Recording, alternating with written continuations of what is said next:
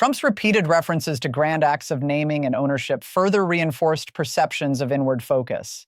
The idea of acquiring Greenland and renaming it after himself resurfaced not as strategic vision, but as personal branding fantasy. Stripped of context, the notion sounded less like policy and more like legacy obsession. Similarly, the suggestion of renaming the Gulf of Mexico reflected a desire to stamp identity onto geography itself.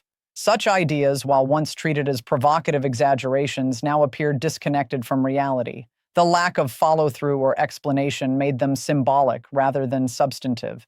These naming fantasies were interpreted by critics as expressions of control in the face of decline. When physical and cognitive certainty wavers, symbolic acts can become substitutes for actual authority. This psychological reading gained traction as patterns repeated. International audiences reacted with bewilderment rather than outrage. The absence of diplomatic framing made these remarks hard to engage with seriously. Without clear intent, they hovered between satire and concern. Historians noted that leaders nearing the end of influence often retreat into legacy-building gestures. Whether intentional or not, the parallels were hard to ignore. The emphasis on names over outcomes suggested a shift from governance to self-preservation. Supporters tried to frame these remarks as humor or bravado, but the delivery undermined those takes. Without timing or clarity, the jokes, if they were jokes, didn't land. The repetition of these ideas across multiple appearances reinforced the sense of fixation. Rather than evolving, the narrative looped back on itself, offering familiarity without development. As a result, these grandiose references no longer energized audiences. Instead, they deepened the impression of a leader increasingly preoccupied with image as reality slips further away. Underlying all of this was a pervasive sense that Trump was confronting his own mortality, whether consciously or not. The intensity of his fixations, combined with visible strain, suggested an internal reckoning playing out publicly. This interpretation gained traction as observers searched for coherence in the chaos. The urgency in his tone often felt disconnected from immediate circumstances, as though driven by forces beyond the moment. Rather than responding to external challenges, he appeared to be grappling with internal ones, projecting them outward through familiar grievances. Psychologists and commentators alike emphasize that fear of decline can manifest as heightened control-seeking behavior. Obsessions with perfection, naming, and appearance align with this pattern, offering a sense of permanence amid uncertainty. The windmill fixation, when viewed through this lens, took on new meaning. It was no longer about energy or aesthetics. It was about resisting change itself. Windmills became symbols of a world moving forward without him. This reading also explained the emotional undertone of his remarks. Beneath the bluster lay anxiety, surfacing in repetition and defensiveness. The performance felt less confident and more desperate.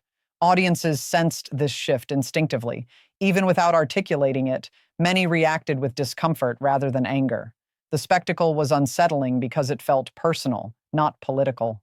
Media narratives began reflecting this emotional dimension, framing the moment as tragic rather than merely controversial. Such framing marked a significant departure from past coverage. By this stage, the discourse had moved beyond evaluation into interpretation. Viewers sought to understand not just what was happening, but why. The culmination of these moments produced a stark impression, a leader struggling to maintain coherence as familiar anchors slip away. The plea-like quality of some remarks, particularly those delivered near the end, underscored this perception. Rather than asserting dominance, the tone bordered on desperation. Observers noted that the final segments felt rushed and strained, as though time itself was pressing in. Sentences trailed off, ideas overlapped, and recovery never fully came. The effect was jarring, leaving audiences with a sense of unfinished collapse. International reactions mirrored domestic unease. Allies expressed concern through careful language emphasizing stability and continuity without directly addressing the spectacle. The restraint itself signaled alarm. At home, the moment became a reference point in broader discussions about leadership standards. It forced uncomfortable conversations about transparency, accountability, and the human limits of power. Supporters and critics alike were left to reconcile loyalty or opposition with what they had plainly observed. This reconciliation proved more challenging than partisan debate because it demanded acknowledgement rather than argument. Historians will likely view this episode not for its policy implications, but for its symbolic weight. Such moments often define eras more clearly than legislation or elections. The windmills, the naming fantasies, the visible strain, all converged into a single narrative of decline playing out in real time.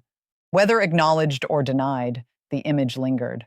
As the moment faded from the stage, it left behind a lasting question about the cost of ignoring visible warning signs. That question, more than any single remark, may define the legacy of this episode.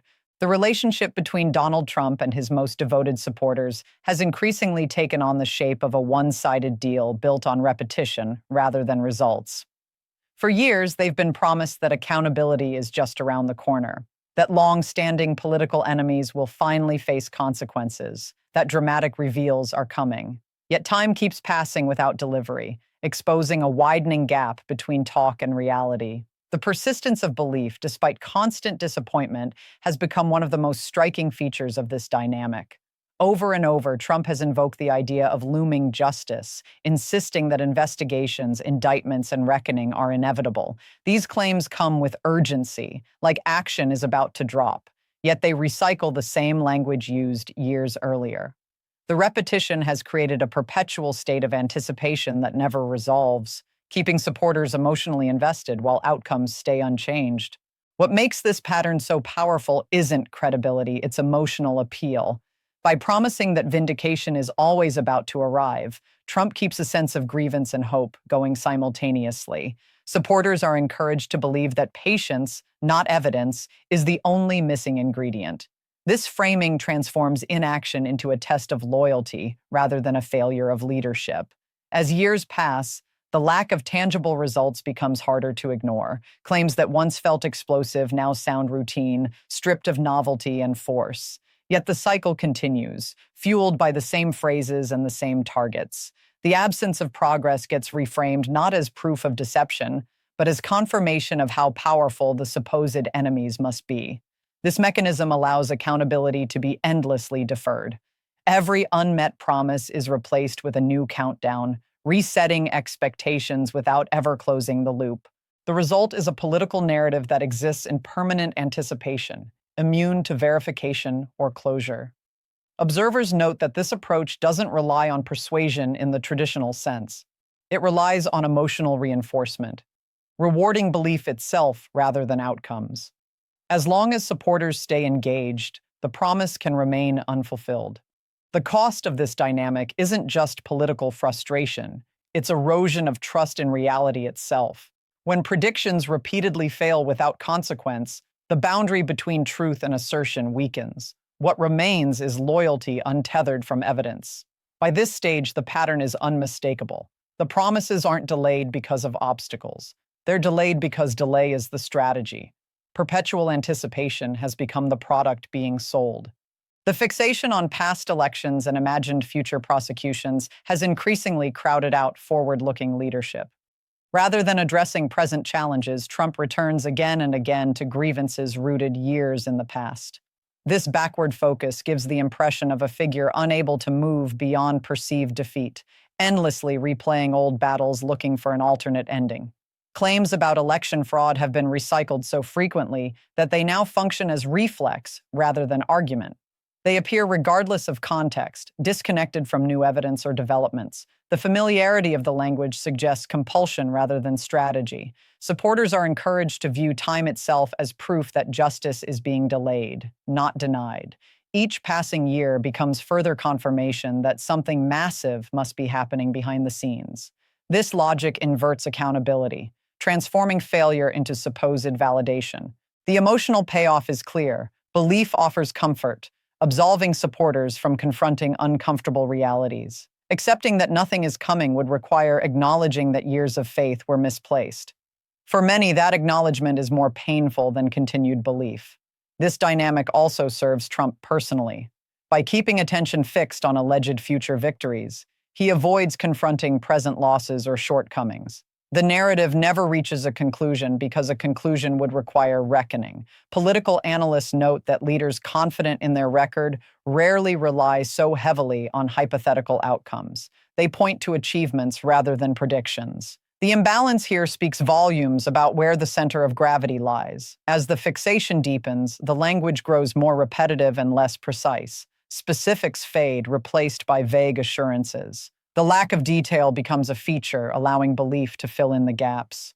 Ultimately, this obsession with the past reveals an inability to accept limits. The narrative must continue because stopping it would mean accepting finality, something Trump has consistently resisted. This resistance to finality extends beyond politics into Trump's public demeanor.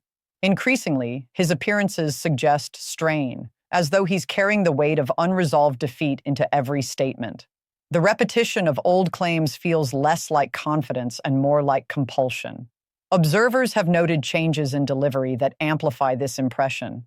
Speeches often circle the same points, restarting rather than advancing.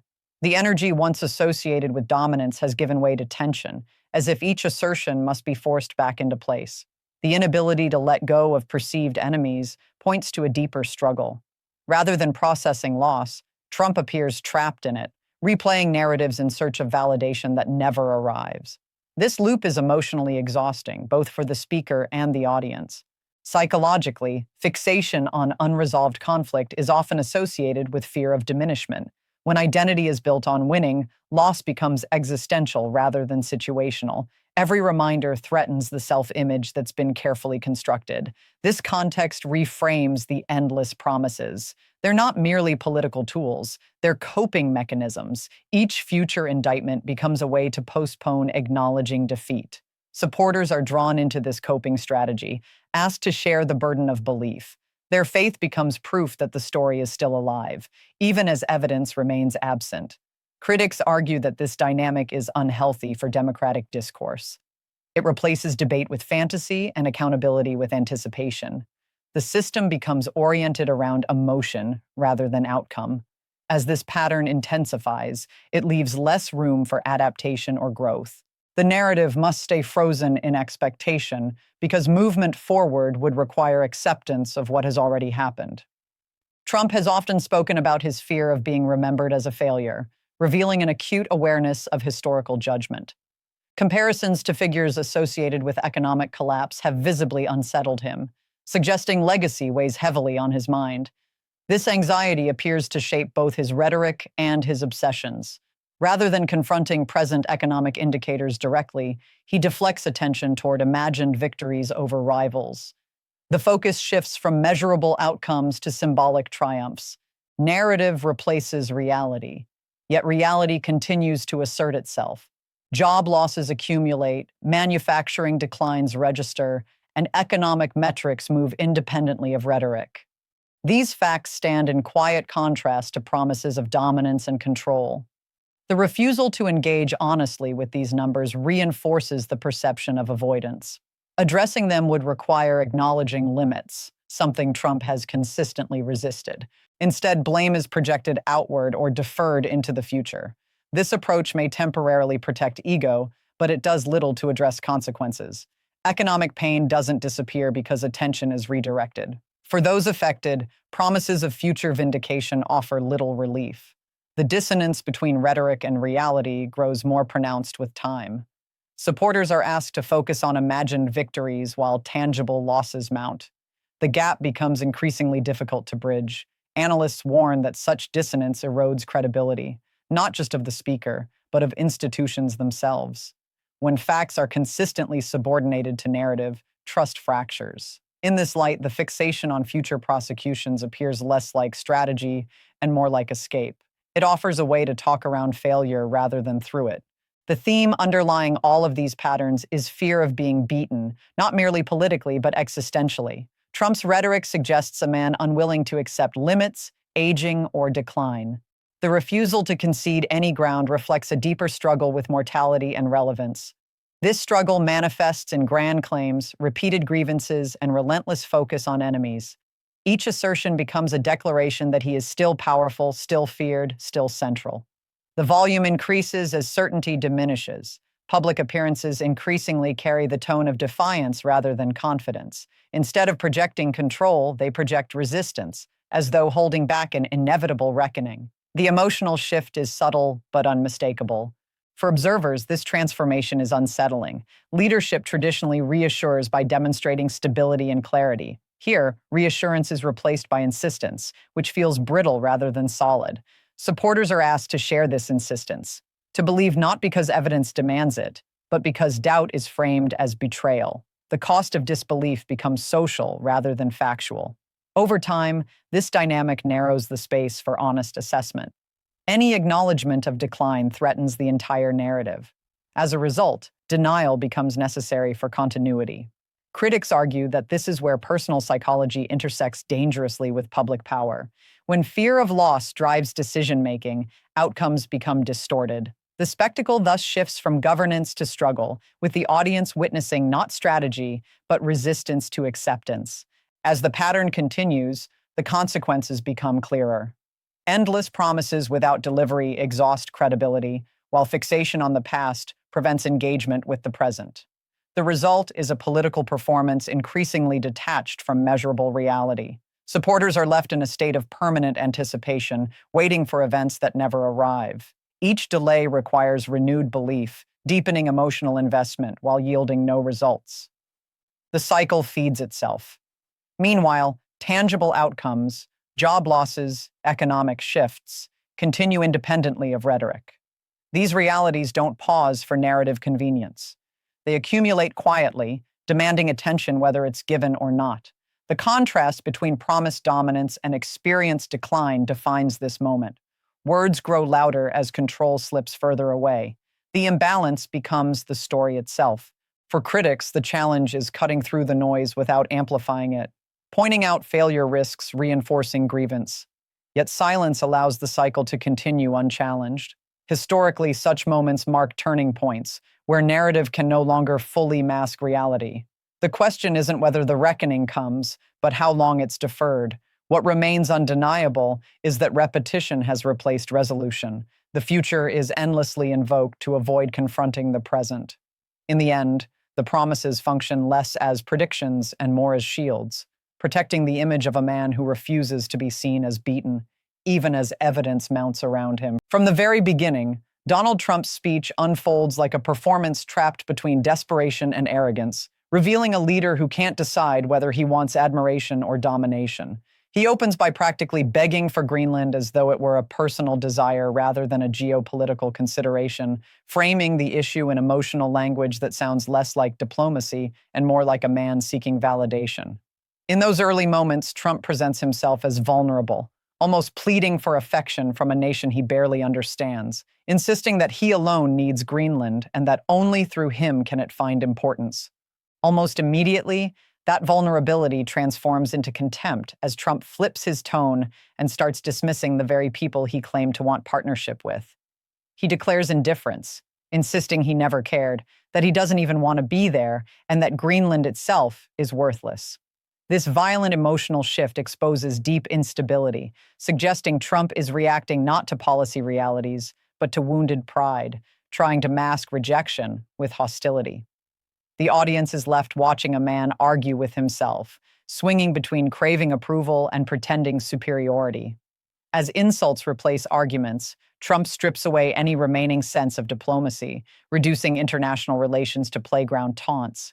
Greenland becomes garbage. Its people become objects of ridicule, and negotiation dissolves into humiliation. This sudden degradation not only undermines his earlier claims of importance, but reveals a leadership style driven by impulse rather than principle, by ego rather than strategy. What might have been a serious discussion becomes a spectacle of mood swings and contradictions. Throughout this opening sequence, Trump's inability to maintain a consistent narrative erodes his credibility before any real argument can be made. One sentence seeks sympathy, the next demands obedience, and the next denies caring at all. Such instability creates the impression of a leader improvising emotions rather than presenting a coherent vision. Leadership in this moment feels accidental rather than intentional. The theatrical nature of Trump's language suggests persuasion is secondary to performance. Reaction matters more than resolution. Each dramatic shift appears designed to shock rather than convince, and each insult distracts from the absence of substance beneath the rhetoric. Instead of guiding the audience toward understanding, Trump leaves them navigating confusion. What emerges is not a plan, but a portrait of a man uncertain of his own position, oscillating between weakness and aggression in full public view. The speech begins not with authority, but with anxiety, not with strategy, but with sentiment. That emotional chaos becomes the foundation of everything that follows. In these opening moments, Trump reveals the central conflict of his leadership style, the tension between craving admiration and demanding submission, between vulnerability and vengeance. That conflict will haunt every claim he makes, shaping a narrative defined not by policy, but by personality. As the speech continues, Donald Trump attempts to reinvent himself as a protector, reframing his earlier hostility as necessary strength, and introducing the idea that only through him can safety be guaranteed.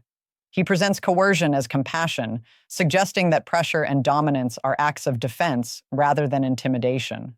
This rhetorical pivot feels forced, as though a new mask has been hastily placed over the same unresolved anger that fueled his earlier insults. Trump declares that protection is his mission, positioning himself as the sole guardian capable of shielding nations from unseen threats. Yet he offers no explanation of how this protection functions. No details of strategy, no evidence of success, relying instead on repetition and self-praise. The word protection becomes a talisman meant to comfort without clarifying, to impress without instructing. The contradiction deepens as Trump simultaneously claims indifference toward those he claims to protect, dismissing their worth while insisting on his necessity. Protection without respect becomes hollow, and leadership without empathy becomes tyranny. The audience is asked to believe that safety can be delivered by someone who openly despises those he addresses. Soon, Trump shifts toward self-glorification, listing alleged accomplishments meant to validate his authority. These claims arrive abruptly, unsupported and unexplained, transforming complex diplomatic achievements into casual boasts. The absence of context invites skepticism, and the scale of the claims strains credibility. By casting himself as the hero of every narrative, Trump reduces international politics to personal mythology, where nations exist merely as stages for his greatness. Wars become anecdotes, peace becomes a trophy, and history becomes flexible enough to accommodate ego. This storytelling flatters the speaker but distorts reality. The audience is encouraged to admire rather than question, to applaud rather than analyze, as though belief itself were a measure of loyalty. Doubt becomes disloyalty, and inquiry becomes betrayal. In this environment, protection becomes propaganda. This section reveals how Trump transforms power into performance, replacing policy with persona and strategy with spectacle. The promise of safety dissolves into a slogan, and leadership becomes a narrative about self rather than service. By the end of this segment, protection no longer sounds like duty, it sounds like leverage. Authority no longer feels earned, it feels demanded. Trump stands not as a guardian, but as a storyteller, selling fear and offering himself as the only cure. Donald Trump then turns to war and peace, boasting of ending conflicts with an ease that trivializes decades of suffering and negotiation. He claims to have settled 8 wars within a single year, delivering this assertion with pride, but without detail, transforming monumental historical events into casual footnotes in his personal legend. Such compression diminishes the gravity of conflict and reduces diplomacy to a punchline. As Trump names countries, hesitation and mispronunciation betray unfamiliarity with the regions he claims to have transformed. Nations blur together, histories dissolve, and alliances become interchangeable, suggesting these victories exist more vividly in rhetoric than in reality. When a leader can't recall the names of his triumphs, triumph itself becomes suspect. The anecdote involving Vladimir Putin is offered as proof, implying that admiration from a rival confirms greatness. Yet the story feels rehearsed, designed to impress rather than inform, substituting celebrity validation for verifiable achievement. The audience is invited to trust character over evidence. By presenting himself as the architect of peace, Trump erases the labor of diplomats, the sacrifices of soldiers, and the suffering of civilians, reducing collective effort to individual glory. Wars rooted in history and identity are recast as simple problems solved by personality. Complexity vanishes beneath confidence. Contradictions surface when ongoing conflicts remain unresolved, yet Trump insists on universal success. The audience is asked to accept simultaneous claims of endless war and complete victory without explanation. Such inconsistency weakens every declaration that follows. Instead of acknowledging limits, Trump intensifies exaggeration as though volume could replace verification. Reality bends to narrative, and narrative bends to ego. Peace becomes not an outcome, but a talking point. This section exposes the danger of leadership built on legend rather than law, on memory rather than measurement. When diplomacy becomes autobiography, truth becomes optional. In the end, Trump's boasting reveals insecurity more than strength, suggesting a need to assert greatness in the absence of confirmation. Peace fades into performance, and war becomes another stage for self-praise. Frustration soon leaks into Trump's tone, and confidence begins to fracture under the strain of contradiction. Defensiveness replaces assurance, as though criticism already echoes in his mind. Each new claim sounds less like celebration and more like a shield raised against doubt. Hostility toward opponents sharpens, transforming disagreement into disloyalty and debate into betrayal. Trump frames critics not as rivals with arguments, but as enemies to be crushed, discouraging dialogue and demanding allegiance. Loyalty becomes more valuable than truth. Grievance merges with glory as Trump presents persecution as proof of greatness and opposition as confirmation of importance. Victimhood and triumph intertwine, creating a narrative where suffering validates superiority and criticism proves destiny. Institutions are condemned even as he claims to command them. Allies are insulted even as he demands their respect. Leadership becomes a cycle of provocation and justification. Authority erodes as every attack undermines the very power he seeks to assert. Moments of coherence vanish beneath tangents and boasts, leaving noise where meaning should reside. The speech grows longer but not clearer, louder but not wiser. Substance dissolves into spectacle. Emotional volatility dominates, swinging between arrogance and irritation, triumph and resentment, without ever settling into calm control. Such instability erodes trust, for leadership demands steadiness more than showmanship. Policy fades entirely into the background as personality takes center stage, crowding out strategy with self-image. Trump becomes the subject of every sentence, the solution to every problem, the hero of every story. Here, leadership collapses into reflection and governance becomes autobiography. The world shrinks to the size of ego, and complexity disappears beneath applause. As anger overtakes restraint, Trump's language darkens into open contempt, reducing diplomacy to derision and partnership to insult.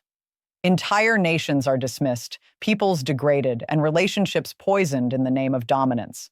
Such rhetoric corrodes the very alliances it claims to protect. Resentment replaces resolve, revealing a leader wounded by resistance and enraged by refusal. Disagreement becomes personal, and policy becomes vengeance.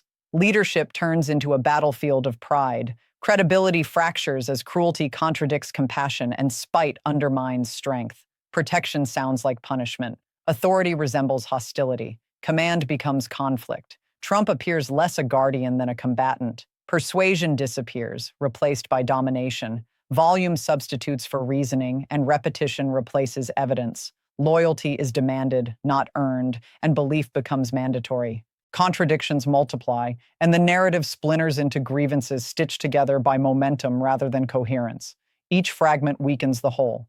Power grows brittle, dependent on constant assertion, fragile without applause, purposeless without enemies. Leadership becomes reactive rather than visionary. Respect collapses into ridicule. Influence erodes into intimidation. Authority fades into anger.